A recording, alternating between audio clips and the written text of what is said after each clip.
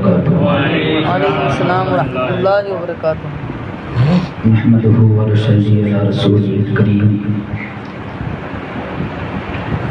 اما بعد فاعوذ بالله من الشیطان الرجیم، بسم اللہ الرحمن الرحیم،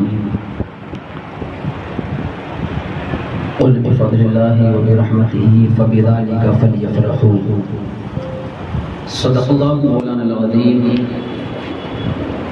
وصدق رسوله النبی الامین المتین المبین الکریم، ونحن على ذلك لمن الشاهدين والشاكرين والحمد لله رب العالمين۔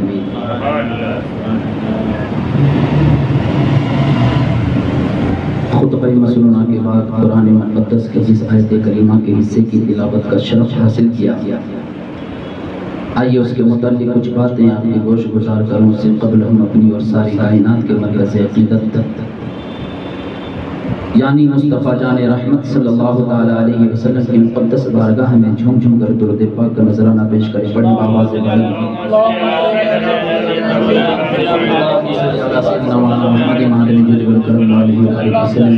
السلام علیکم یا رسول اللہ صلی اللہ تعالیٰ علیہ وسلم۔ واہ کیا جود و کرم ہے شہ بطحہ تیرا، نہیں سنتا ہی نہیں مانگنے والا تیرا، فرش والے تیری شوکت کا علو کیا جانے، خسرواں عرش پہ اڑتا ہے پھریرا تیرا۔ میں تو مالک ہی کہوں گا کہ ہو مالک کی حبیب، یعنی محبوب و محب میں نہیں میرا تیرا، اور تیری سرکار میں لاتا ہے رضا اس کو شفیع جو میرا غوث ہے اور لاڈلا بیٹا تیرا۔ عزیزان ملت اسلامیہ، اللہ تبارک و تعالی قرآن مقدس میں ارشاد فرماتا ہے، قل بفضل اللہ وبرحمتہ فبذلک فلیفرحوا۔ اے محبوب آپ فرما دو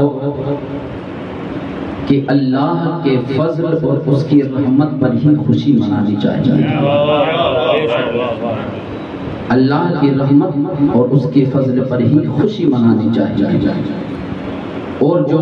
اہل سنت والجماعت ہیں یقیناً اللہ کے فضل پر اور اس کی رحمت پر خوشی مناتے ہیں۔ عزیزان ملت اسلامیہ، انسان کی زندگی میں کئی مواقع پر خوشیاں آتی ہیں۔ کبھی پرسنل خوشی ہوتی ہے جس میں انسان تنہا خوش ہوتا ہے، کبھی گھریلو خوشی ہوتی ہے جس میں سارے گھر والے مل کر کے خوشی مناتے ہیں، کوئی خوشی خاندانی خوشی ہوتی ہے جس میں پورا خاندان خوشی مناتا ہے،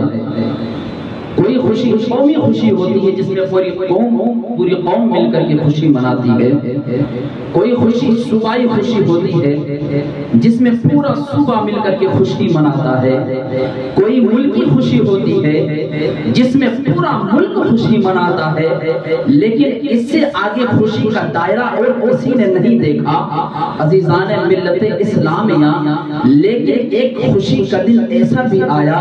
کہ جس دن کوئی گھریلو خوشی کا دن نہیں تھا، کوئی قومی خوشی کا دن نہیں تھا، کوئی خاندانی خوشی کا دن نہیں تھا، کوئی ملکی اور صوبائی خوشی کا دن نہیں تھا، وہ جو دن تھا وہ عالمی خوشی کا دن تھا، جس دن پوری کائنات میں خوشیاں منائی گئی تھی۔ اور وہ کون سا دن تھا؟ وہ دن تھا جس دن میرے آقا مصطفیٰ جان رحمت اس دنیا میں چل بگر ہوئے، جس دن آقا کریم صلی اللہ تعالیٰ علیہ وسلم اس روئے زمین پر تشریف لائے، اس دن پوری کائنات میں خوشی منائے۔ اللہ اکبر، ملک بھی جھوم رہے ہیں، فرشتے بھی جھوم رہے ہیں، جنات بھی جھوم رہے ہیں، درخت بھی جھوم رہے ہیں، پتھر بھی جھوم رہے ہیں، چاند سورج اور ستارے بھی جھوم رہے ہیں، عرشی بھی جھوم رہے ہیں، فرشی بھی جھوم رہے ہیں، سارے خوشیاں منا رہے ہیں۔ ہم نے کہا ایک کائنات کی ہر شے تم خوشیاں کیوں منا رہے ہو؟ آخر بات کیا ہے؟ ارے آنے والا، پیدا ہونے والا آمنہ کے گھر آ رہا ہے تو حضرت آمنہ خوشی مناتے، حضرت عبد المطلب خوشی مناتے، زیادہ سے زیادہ بنو ہاشم خوشی مناتے، اور زیادہ ہوتا تو مکے والے خوشی مناتے، اور زیادہ ہوتا تو انسان خوشی مناتے۔ اے شجر و حجر تم کیوں خوش ہو؟ اے ملائک تم کیوں خوش ہو؟ اے پتھروں تم کیوں خوش ہو؟ اے درختوں تم کیوں خوش ہو؟ اے عرشیوں تم کیوں خوش ہو؟ اے فرشیوں تم کیوں خوش ہو؟ تو چاروں طرف سے آواز آئی کہ آنے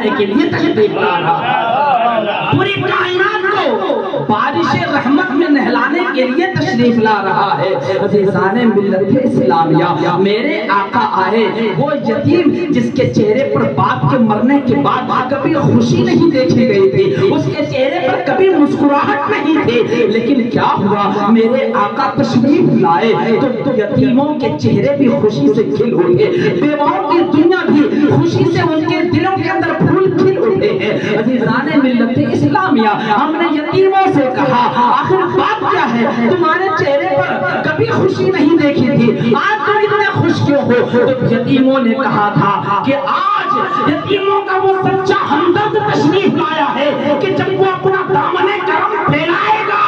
تو یتیموں کو باپ کی جدائی کا غم بلا دے گا۔ عزیزان ملت اسلامیہ، ہم نے غریبوں سے پوچھا آج تم کیوں خوش ہو، آج تم اتنی خوشیاں کیوں منا رہے ہو؟ تو غریبوں نے کہا تھا کہ آج تک کے غریبوں کو کچلا گیا ہے، آج تک کے غریبوں کو مسلا گیا ہے، آج تک کے غریبوں کو روندا گیا ہے، لیکن اب وہ مصطفیٰ جان رحمت آقائے کونین تشریف لائے ہیں آمنہ کے آنگن میں کہ جو غریبوں کو ذلت کے خاک سے اٹھا کر کے اپنے سینے سے لگانے والے ہیں، وہ آقائے کریم تشریف لائے ہیں۔ عزیزان ملت اسلامیہ، الغرض میں یہ کہنا چاہتا ہوں کہ میرے آقا تشریف لائے تو دنیا کے کائنات کے ذرے ذرے نے خوشی منائی ہے، اور میرے آقا غریبوں سے کس قدر محبت فرماتے ہیں، غریبوں کو کس قدر میرے آقا غریبوں کا خیال کرتے ہیں۔ اللہ اکبر۔ حدیث تو بہت لمبی ہے، لیکن حدیث کا ایک ٹکڑا میں آپ کے سامنے پیش کر کے بتانا چاہتا ہوں کہ میرے آقا غریبوں سے کس قدر محبت فرماتے ہیں، کس قدر پیار فرماتے ہیں۔ اللہ اکبر۔ حضرت عبداللہ ابن عباس رضی اللہ تعالی عنہما سے یہ حدیث مروی ہے، فرماتے ہیں، میں آخری کا جملہ میں آپ کے سامنے کہہ رہا ہوں، میرے آقا کریم صلی اللہ علیہ وسلم میدان محشر میں جب جنت میں جائیں گے تو جنت میں جانے سے پہلے جنت کا دروازہ کھٹکھٹائیں گے، آقا کریم صلی اللہ علیہ وسلم جنت کے دروازے کی زنجیر کو ہلائیں گے تو اللہ تبارک و تعالی آپ کے لیے جنت کا دروازہ کھول دے گا۔ آقا کریم صلی اللہ علیہ وسلم کے لیے جنت کا دروازہ اللہ تبارک و تعالی کھول دے گا۔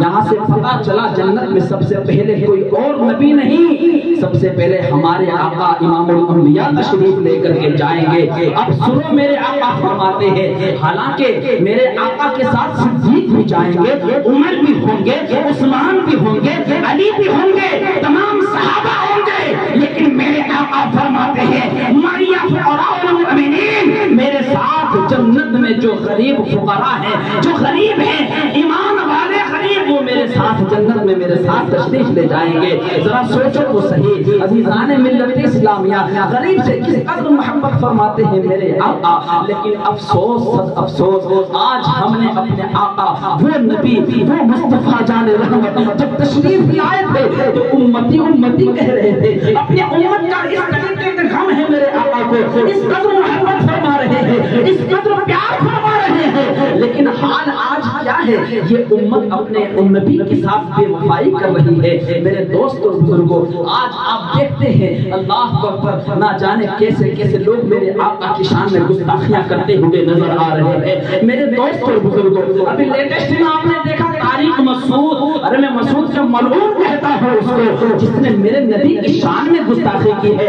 اور معاذ اللہ کہا کہ نبی تو ان پڑھ ہے، ان کو تو پڑھنا لکھنا نہیں آتا ہے۔ عزیزان ملت اسلامیہ، ایک یہ صاحب خانہ ہے جنہوں نے آج کی اس محفل پاک کو سجایا، تو انہوں نے جو دن اختیار کیا ہے وہ دن بھی پیر کا دن اختیار کیا ہے، تاکہ سرکار کی ولادت کا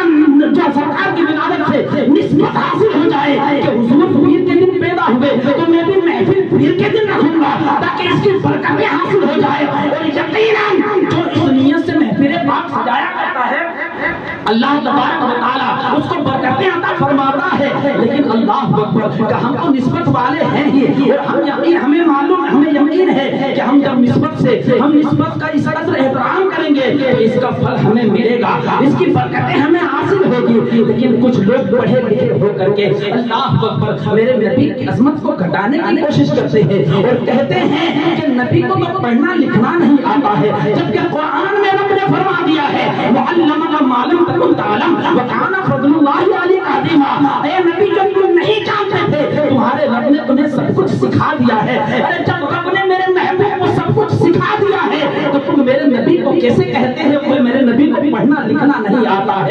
عزیزان ملت اسلامیہ، اعلیٰ حضرت کے زمانے میں بھی لوگوں نے آقا کی شان کو گھٹانے کی کوشش کی تھی، تو میرے امام نے کہا تھا ارے تم کہتے ہو کہ نبی بڑے بڑے بھائی کی طرح ہے، تم نبی کی عظمت کو گھٹانا چاہتے ہو، تم نبی کو اپنی طرح بشر کہتے ہو، تم نبی کو بڑے بھائی کی طرح کہتے ہو، لیکن سنو بریلی کا احمد رضا